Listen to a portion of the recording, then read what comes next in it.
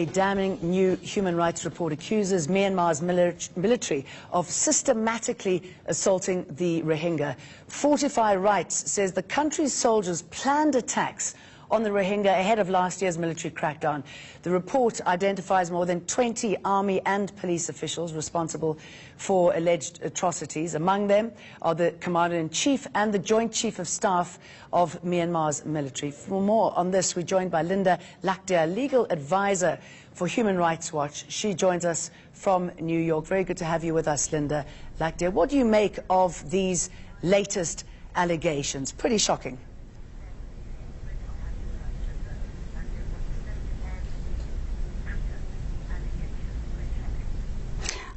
As I indicated earlier, I have not actually had time to read the full Fortify Rights report. I have read the press release, but certainly what's been going on in Myanmar has been shocking for now several months.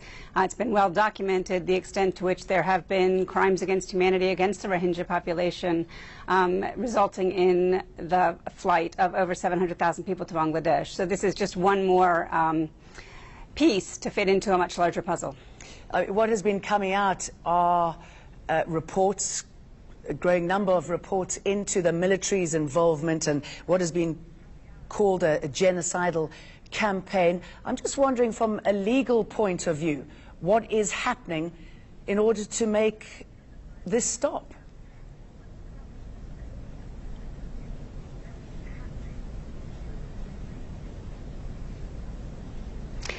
Well, the pressure right now is on to try and get a referral to the International Criminal Court. This is something where Myanmar, the military, has been doing this for years against the Rohingya. It's not the first time there's been a campaign of brutality against the Rohingya. 2012 this happened, 2016 happened. This is just the worst of a series of assaults on the population. And it has continued in part because there has been no accountability for those who have been involved and in charge. So the push now is to ensure that this time there is accountability for those involved, and that involves getting this referred to the International Criminal Court. This involves having the court identify those who are responsible and make sure that they're brought to justice. How much international support would you have to have in order to make that happen? Because there are so many players involved in Myanmar, aren't there? Is that going to be a problem?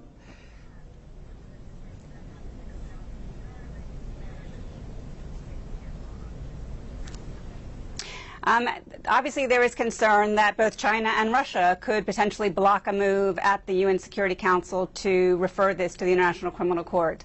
But I think a real push from all of the rest of the international community and all the other members of the UN Security Council needs to be made to convince them that this is not something which can be allowed to go unpunished.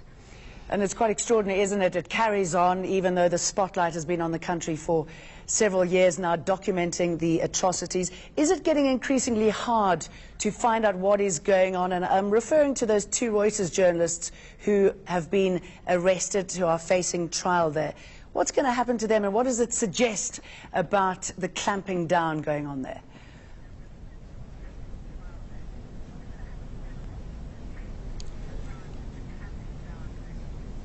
I think the arrest of the Reuters journalists is one indication of how far the Myanmar government is willing to go to ensure that evidence of what's happened does not come out. The journalists had in fact uncovered evidence of a serious massacre in the village of Indin, and rather than investigate that massacre and say, great, you've helped us uncover this and we bring these people to justice, they have arrested them, charged them under the Official Secrets Act, and they face up to 10 years in prison, basically for doing their job as journalists and uncovering a massacre.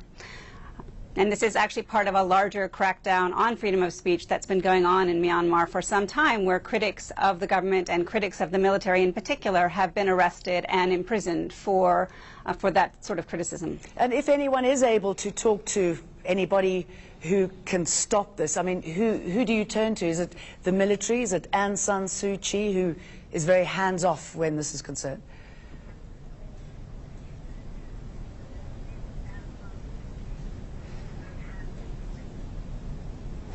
Well, I think obviously you need to speak to both. The Aung San Suu Kyi is not in charge of the military under the Constitution, which was written by the military before the election that brought her party to power.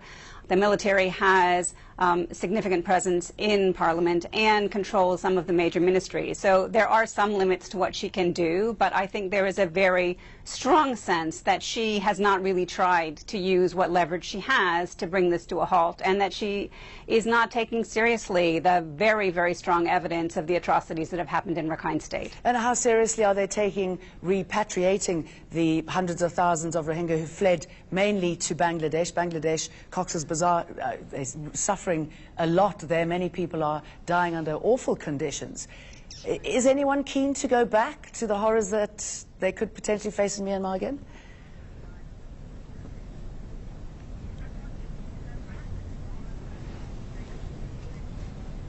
I mean, people have said that they would go back, but they will only go back when they can be sure that they have their rights, that they have citizenship, that they have freedom of movement, that they have access to education, access to livelihoods, access to health care, security and safety being very, very important. And right now it is abundantly clear that those conditions do not exist on the ground in Rakhine, that you cannot have a safe, voluntary and dignified return under the current situation in Rakhine State. It's so horrifying, isn't it? If the Myanmar government is serious about saying that it wants these individuals to come back to the country, they need to take very, very concrete steps.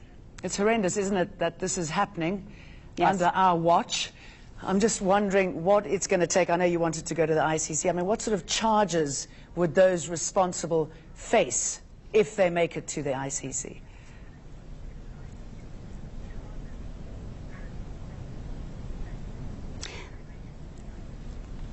Obviously, that would be up to the prosecutor at the International Criminal Court. Certainly, we have documented what we would describe as crimes against humanity, including rape, sexual assault, torture, persecution, forced displacement, forced deportation. Others have said this could bear the hallmarks of genocide. That's something that would have to be decided by the court. But if, in fact, that is there, then those charges also should be brought. It's really a function of the court to decide what charges to bring. But there are many very, very serious charges that people could and possibly should face in this case. And obviously, this has to happen soon because we're seeing people being wiped out and a lost generation. I mean, you just wonder how those who've been affected will ever get over the trauma that they experienced.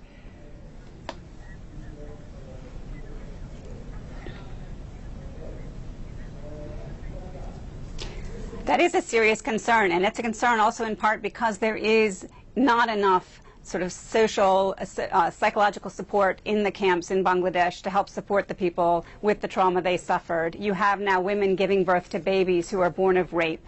That is also something that is very difficult for people to deal with emotionally and psychologically, and there isn't enough support in the camps to help people get through this trauma, which could then help perpetuate the trauma. Okay, Linda Lakhdhir, very good to talk to you. Thanks for talking to us from New York. There was a horrible delay there, but I think we managed that successfully. Thank you. How do young musicians make money if older legends are dying poor? Winner of the 2018 Standard Bank Young Artist for Jazz, Thank you. Tandin Tuli, joins us.